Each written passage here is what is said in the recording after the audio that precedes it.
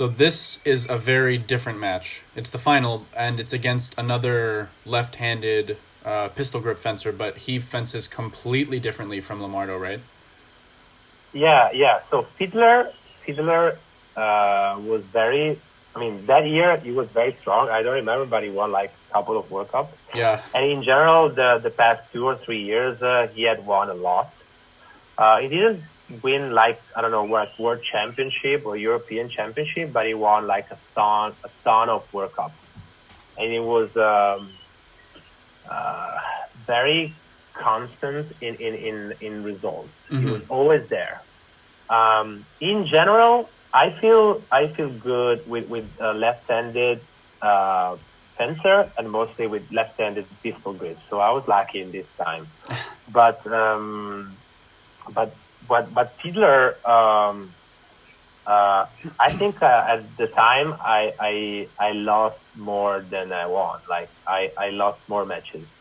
But I think that the time before this one I won, and I won because he made me attack quite easily, because he was another very good defensive fencer. Yeah. In my opinion, even better than Limaldo, because Fiedler, he was very good even at making you not able to create your own action. So he was disturbing you all the time while you were like advancing or trying to close the gap between you and him. So it was very hard to fencing. But at the same time, he was very good at attacking too. So it was not his best attitude, but it was not his best ability, but he was very good at attacking. So this match, he almost attacks like all the time. Like he attacks basically all the match. But I mean, you see, like it's a very different match, and I think he decided to attack because he didn't want to give me the space to build my own match. Right.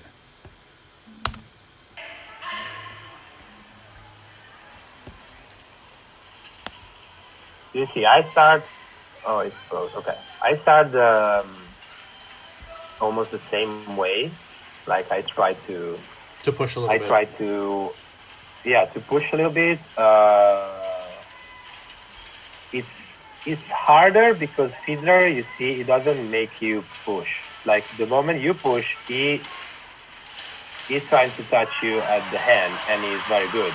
Yeah. You see, like this kind of job that he does at the short distance, like short target, like the hand, the forearm, he works, and he's always ready. And I saw him working with his coach, and he was doing it like 1,000 times, like basically only this like short, long, short, long. Like he was doing it like constantly from morning to evening, and then he was working. Yeah. Plus, you don't see it here, but he's like way bigger than me, like even in height. Yeah, he's tall. And it's very hard to even if I like to fence a long distance, it's very hard to get the right distance with him, because you feel that you are very, very, very far. In fact, I did two, like not two attacks, one attack, and one time I didn't get to start because he didn't let me. Yeah. So this one is a flash that not only makes you go further, but then it was again another situation where I tried to surprise my opponent with something that he was not expecting. Like I take the blade, and then I rotate my wrist on the other side. So again, I try to search for his blade. So I either find his blade, or he has to lose time in order to get out of my blade. And that's what happens. And this is another moment where I take a risk. Like you can take a risk when you're leading, but this is a moment, in my opinion, where you take a risk to stay in the match. Otherwise, if I was trying to do what I was doing, I was already losing 2-0 very, very too easily, you know, too Right, easily. right. I got hit at the end while building my first action, and then I tried to make an attack that he easily avoids. So I wanted to do something to show him that I was in the match and to make him less confident. But at the same time, I had to try to do something to score. Right. So now, are you going to try to keep pushing him the way that you were, or would you try to do something else after doing that? Hey, you know, I like on the game. I wanted to do. I got hit twice. Right. This action that I just did and I just scored is not an action where you can rely on for a 15-touch match. Right.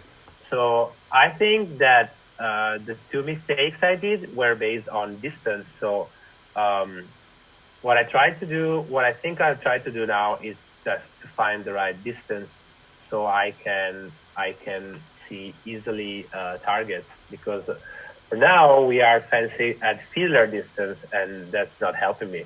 Right.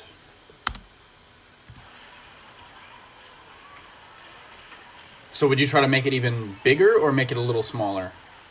No, it has to be smaller. Bigger only with a gun.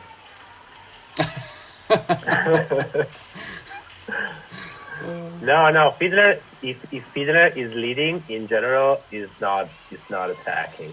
He was one of the person that he was able to win a match by scoring like 12 doubles in a row. Yeah. So he's one of the person. Go ahead. Yeah. I tried to touch him at the end, or at least making him move his hand a little more, because his tip is always on the target, and I don't feel very confident on attacking because he's disengaging very well. Yeah. And you see, twice he disengaged. This time he parried. Yeah, that touch was crazy. Because I tried to go closer. I do a short, long attack at the leg, but he is ready. And the moment I disengage from his guard to go on the leg, he's already parrying. Yeah.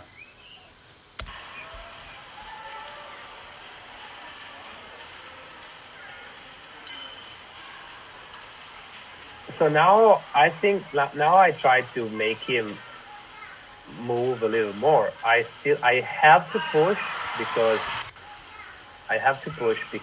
it's the only way that I can, control. Yeah. And luckily this time he reacts. For the first time he reacts instead of acting. So I make my fake action. He tries to take my blade. And then I'm ready. Like I wanted to make him move his hand, so again, this is the same I did with Lemardo.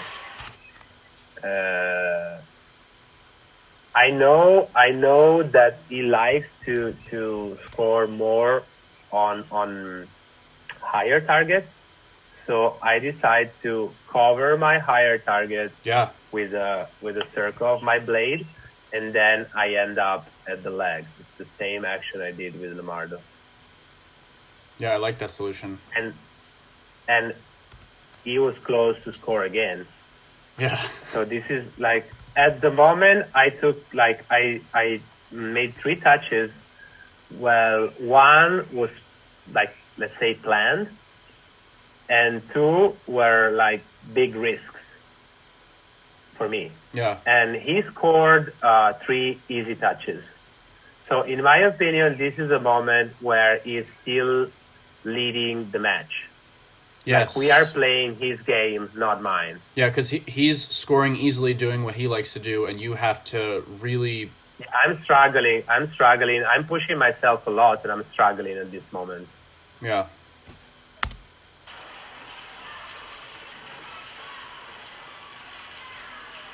Like I didn't find at this moment. I haven't find a way to really score. Like I'm not. I don't feel it. I'm not feeling confident about what I'm doing. I mean, That was close. yeah. So I try. Like this was luck for me. Yeah, how was that a double? I say sorry because I scored at the end. Like it was just luck. You see, like I touch here. Oh, on the hand, yeah. Yeah, it was very lucky for me. Yeah. Whoops. In fact, I say immediately sorry. Yeah. You see, I'm like sorry. Well, it happens.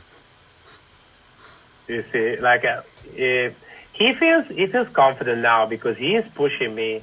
You see, but he is pushing me to defend. Mm-hmm. He's pushing me to go back. Like now, I'm doing basically what Limardo was doing on the match with me before, and like I have a little more solution, and that's the reason why I've scored more. But I'm very struggling at this point because I haven't really found a way. I know I have to get closer at closer distance, Mm-hmm. but we are still playing at Fiedler's timing. Right. So it's hard for me to find distance.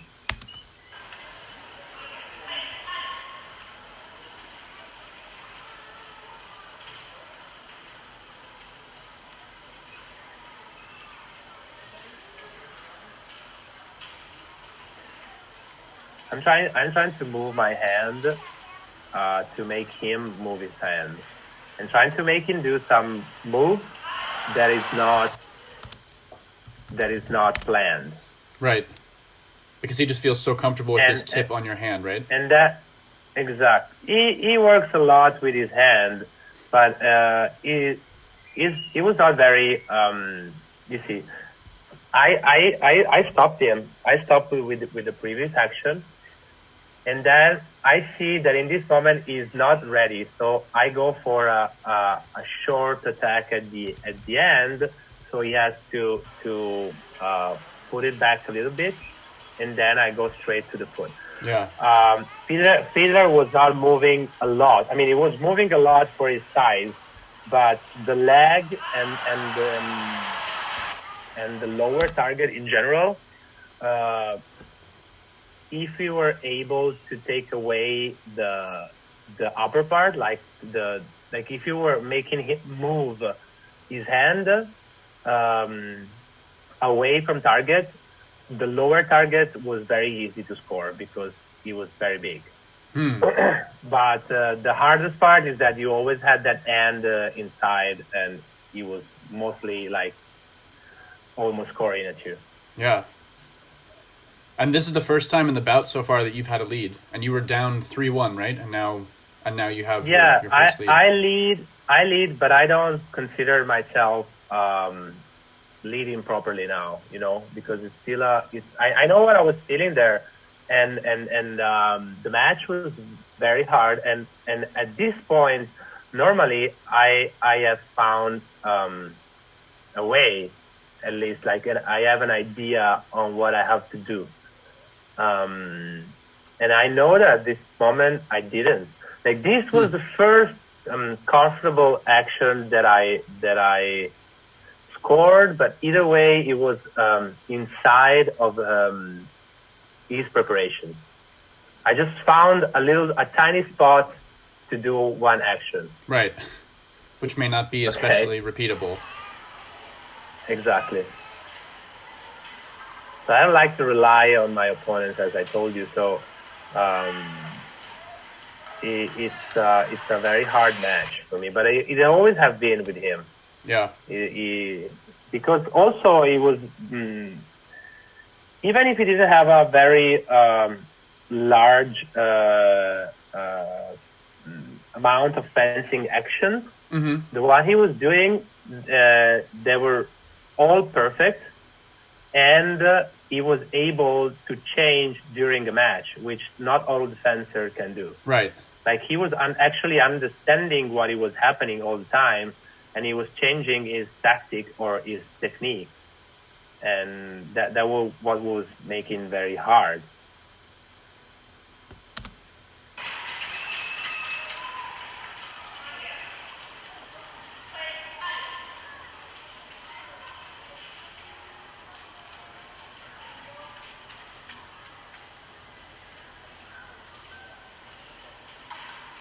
Ooh. The only thing I knew is that he, like, out of attacking, counter-attacking, and defending, the thing he was doing worse and that he didn't like to do was attacking. So as long as I was leading, That touch is that is crazy. one Sorry. of my. Yeah. This is one of my favorite fencing action of all time because we don't score. No one scores. Yeah. I was like, I can't believe nobody got a light there.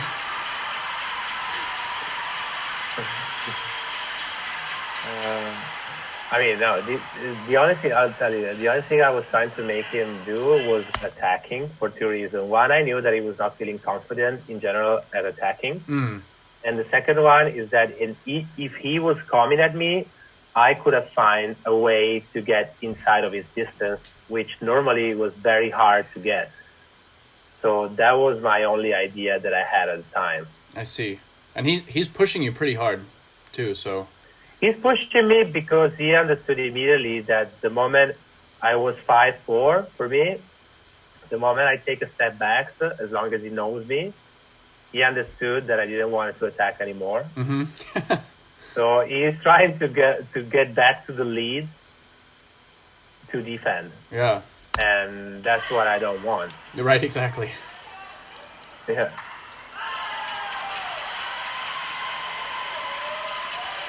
You see, this was a moment where I took a risk, and it was a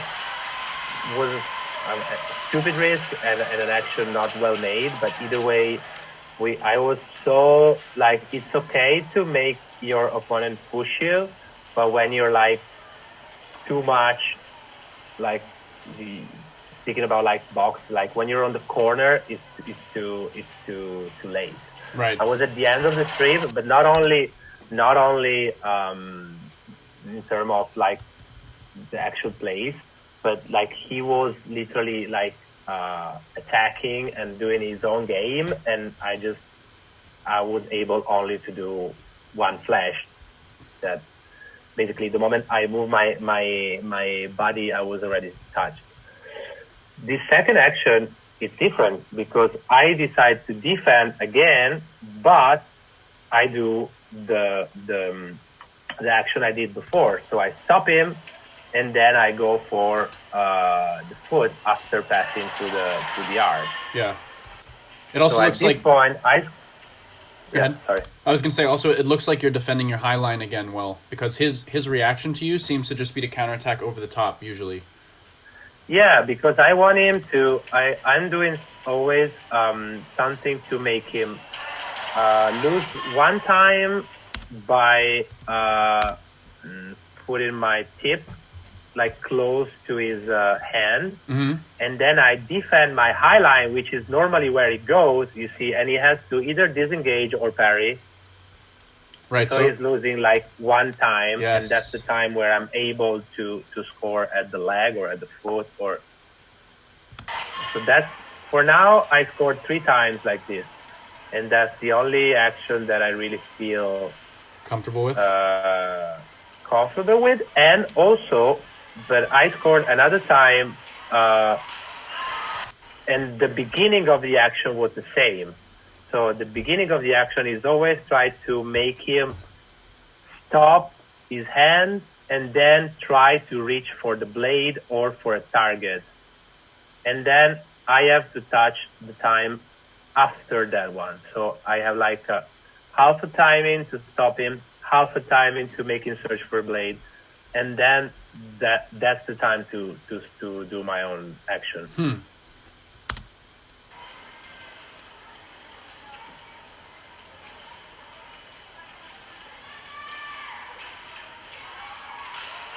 So basically, before trying to score, I have to do 2 movements, not 1. And that's something you just figured out in this match? Yeah. I mean, no, it's something, of course, that I work at home, but I connected what I did at home, like my database with this situation. And I realized that with him, in this kind of situation, I have to do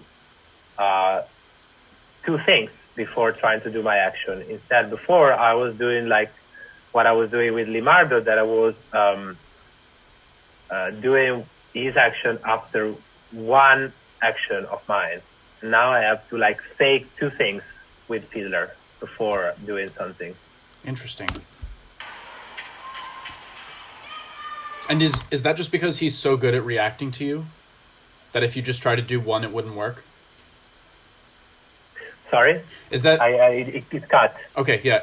Is that... Did you decide to do 2 things because he's so good at reacting to you that if you just tried to do 1 thing, he would be able to do what he wanted? Exactly. Because in the beginning, I was doing 1, and he was easily scoring. Because he is very good at reaction. Yeah. And so I have to show him that my fake attack is real.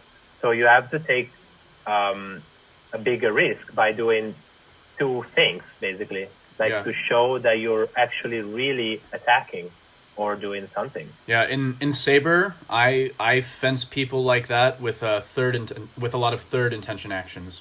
And that's kind of what this situation is too. Yeah. The later you can.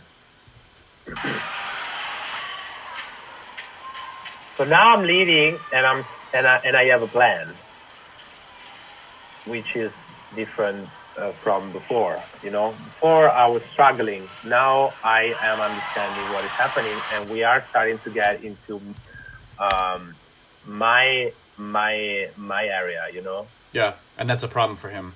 And you're much closer here, I can tell. Yeah, because he has to take more risks. So this is the 4th touch, no, the 3rd touch at the foot, and the 4th lower touch if we include the one at the leg. Basically, the moment I found this action, I did it a lot, you see? Like, yeah. He is moving, you see, he is moving his hand way more. And now he's following me. That is what he was not doing before. Mm-hmm. This is a very risky action, but it worked. It was a risky action that you just did. Yeah, just in terms of action. Sorry, but I have to stop you once again because I'm finishing my battery. Okay. Wait a second. Sure. Okay. And we're back. All right. So it was a risky action for me, but it was in the right timing and the right kind of action. Even if it was a little too close to go on the foot, I still decided to do it. And now I think I'm starting to lead also mentally in the game because he is out of his comfort zone, and I'm understanding what is happening, and I'm doing what I want. Right.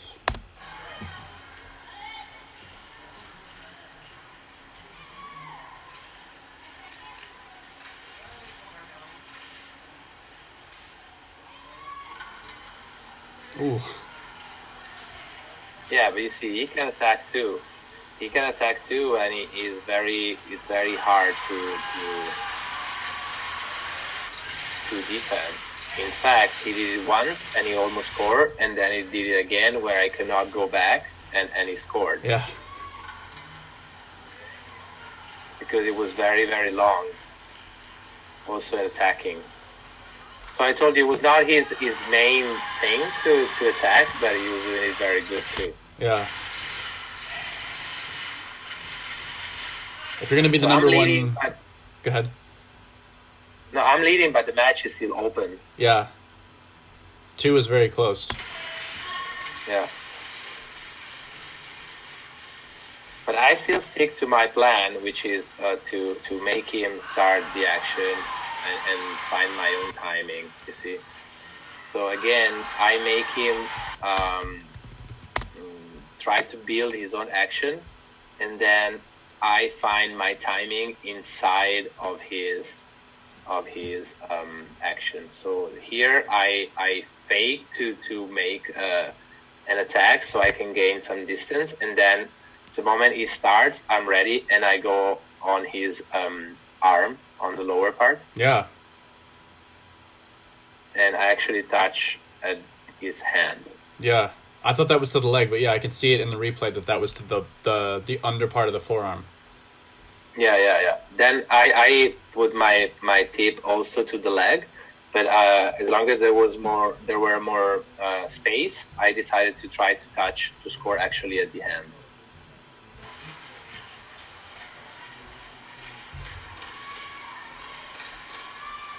It's very important for me in this match to lead, like to always be also mentally leading. So I didn't want him to make him able to build a new strategy again.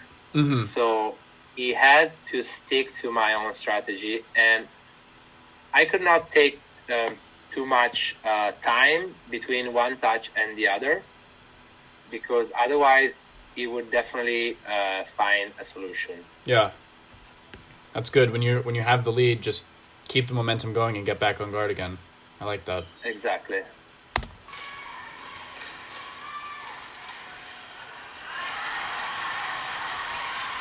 That looked like a foil move. Again, yeah, I mean, this is again, I tried to touch at the foot, but then he still had to react. This is not, he was not completely ready for this action. So I decided to continue and go on the upper target. It was not planned, but it's a situation that I trained. And so the moment I recognized it, I did it, and I was ready. And we are at this moment, like he is following what I want, basically. Yeah. It's a good situation to be in for you. Yeah.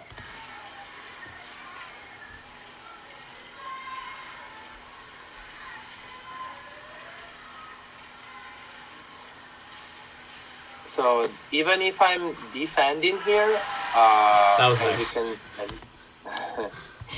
Yeah.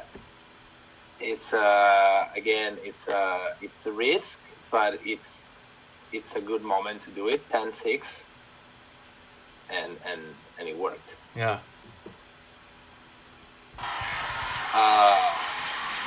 And if it was 10-7, it would have been okay either way. You know, like it's not a. It's a secure risk. Right. As I did before. Yeah.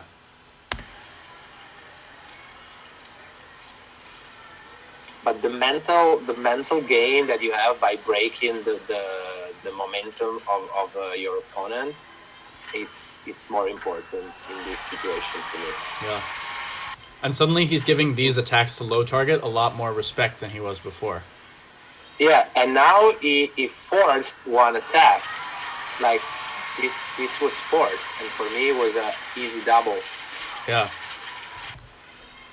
So till this point, I feel very at this point I feel very confident. And if I remember well, this is a moment where I do a couple of mistakes because I feel too confident. Mm-hmm.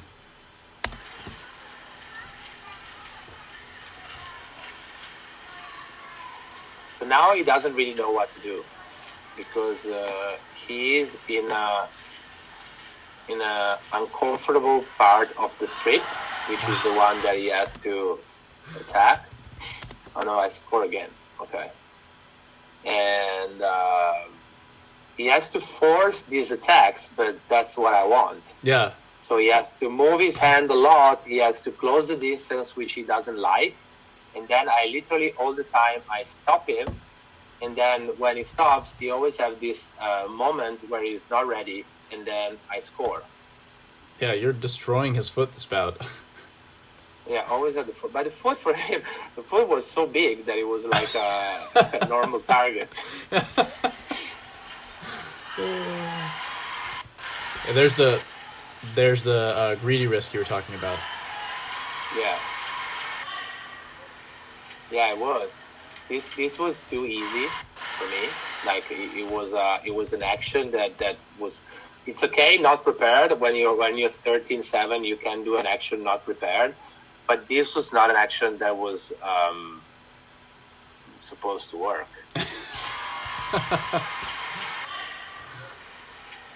Yeah. So 13-8. But sometimes you have to take risks. Yeah. I mean, that's what I like. It's like it's my part of the gambling part of the fencing. I don't like to gamble, but I like to gamble in fencing.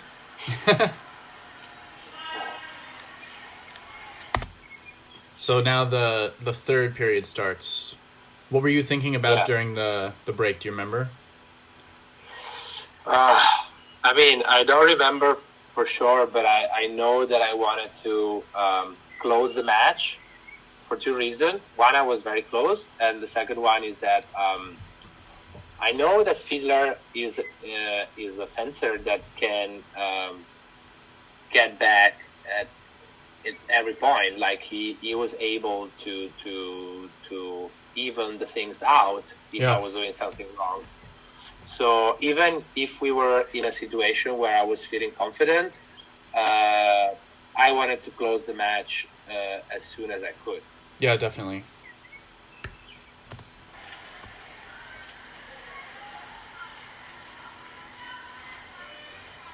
But of course, I still want to make him attack and try to find a way as I did before.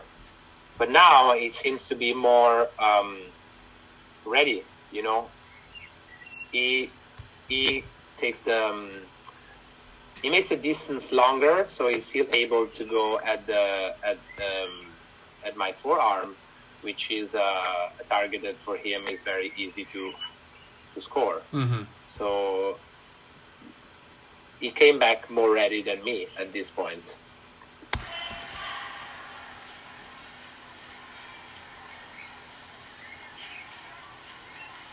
So now I decide to make him walk a little more and try again to find the spot inside of his preparation. Why did they call halt here? They call halt because the referee saw, and I swear I didn't felt that I got hit, but the referee saw that Fiedler hit somewhere, and she thought that he hit the target. So she thought that the épée was not working. I don't know how she saw it, because the épée was working for sure the touch before, because he scored. Yeah, that was amazing. Yeah. And she saw, like, on my hand movement, probably she saw that he hit me on the hand. And the only thing that I remember about that is that I was sure that he didn't hit me. I mean, you're never sure 100%, but like I didn't feel anything. And she was like, no, the épée is not working, change it. And I was like, okay. It's the only time in my career that this happened to me. Yeah, that's pretty crazy. Never happened. Good job, ref. Yeah. And then I think he scores now. Ooh. Yeah, he's just putting on so much pressure. Yeah. Because he was doing very well. In fact, I almost go out of the strip. And I remember also what I thought now. I was like, thanks, referee. I was not thinking as the touch. I was like, whoa, the referee just like made him change the blade and he scored, which is not a good thought. Right. But this end of the strip was very slippery. These were like the old one, and they were super slippery. Like the meter was super slippery. Yeah, and it was very cool that it was gold. But I see when your foot goes off the back right here, you slip on. It's not the strip though; it's the banner at the end. Yeah. Yeah, so he puts a lot of pressure. I'm not able to do my own game because I have to like find distance, and he pushed me very hard. So like he was 13-7 and now it's 13-10. Yeah. Very, you see, and it lasts like 30 seconds. So I told you, like, he was very good at getting back touches. And so now I had to do something to change. Would you try to put more counter pressure on him? Yeah, of course. One attack or try to hit him at the end, you see, while he's coming. Yeah, that's a big deal too, because now he has no more room for error. Yeah. In fact, this is the deal breaker. This is the moment where everything changes. And now I'm confident again. In fact, now I make again the foot touch, because I made one hand touch that made him feel like uncomfortable again on the hand, so he has to stop his hand again, and then it made room for me to score. Yeah. So the 14th touch is the more important in this case, because I stop him.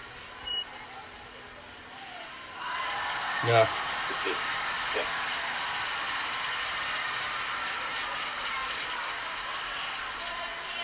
And then this one, he has to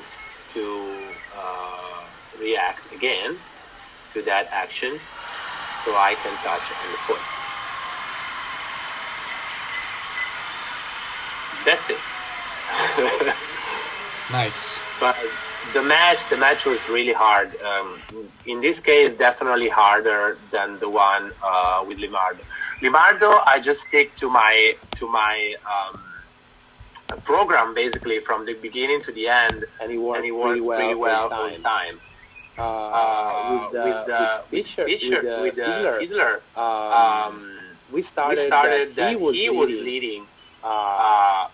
I want to say like tactically leading, and he was controlling the match. Then I did my best to stay in the match, but I was not ready. I didn't have a plan. And then I found a way. I made 2+2, and then at the end I stick to my plan, and I won. Yeah. The two matches were very different. And the one with Fiedler was, I remember him as a very hard match. That's good. That's how you want to be remembered, right? I'm happy that I won it. Yeah. Otherwise, I've done a lot of very hard matches that I lost, and then I don't remember. Yeah. I tend to forget. When I lose. Why do you like fencing left-handed pistol grip fencers more? It's something that happened since I was a kid. Mm-hmm. I don't know because it's easier for me to know where the blade is. That doesn't mean like I don't take the blade a lot in my fencing. But with the left-handed, I always know where it is. Like I find it easier to understand. And I know that if I want, I can take it. Mm. And I have some let's say safe action that always work with left-handed. So it's easier for me. Like it's literally it's I don't know 60% easier to score with a left-handed than with a right-handed for me. Okay. Gotcha. I don't know what is happening. Like losing you. You're back again. It's okay. We're basically done. I just wanted to. Is there anything else you want to say before we go? I don't know. Okay. At least this didn't happen for the first part. I don't know what happened. No, I was saying that fencing has changed a lot now, and it's harder to be able to make these long attacks. Now we're getting back at it a little bit. But now like the the counter-attack part and also the initial part where you study your opponent in the strip, it's way less because you don't have the time. You have to basically start with something in mind that you come from home with. But I changed my fencing a little bit, but I still think that it's better to fence with what you feel at the moment in the strip. So I adapted my fencing to this as long as I fence. And because I think that then when it makes you able to create a mind schedule program where you are in control of what is happening, while if you come from something that you have done at home and then that something doesn't work, and then you're done. Yeah. And so that's what happens now. Now it changes a lot, but luckily the strongest fencer, in my opinion, are still able to think in the strip. Yeah. So why do you think that change has happened? I mean, the fall for me it's only about the passivity. It's a reaction of the passivity. So when they changed the passivity rule, there were a lot of mediocre fencer that they just do smart math. So if I try to fence with this fencer that is stronger than me, I'm not going to be able to fence. If I have 1 minute, I just try to make him not do what he wants to do. It's no more about doing what you want or the contrary of what your opponent is doing, but it became like not making your opponent do what he wants to do. Because you just have to wait for a minute. And then of course the strongest fencer wanted to score because the more you scored, the more it's easy to win. And the weakest fencer they wanted to keep the match even because if you go at the end like 1-1 or 0-0, for them there were more chances. I mean, chances are always 50-50, but if you are on a 15 score, 15 touches match, the strongest one has more chances than the weakest one. If it's a match where you have just to score one touch, the chances are 50-50. Right. So that's what it changes in fencing. But now luckily it's changed again, and I see a little bit more fencing, and I'm happy about it. That's great. Well, thank you so much for taking the time to talk to me today. Thank you. Yeah. Grazie mille per tutto. Grazie. Have a good day. You too. Ciao. Ciao.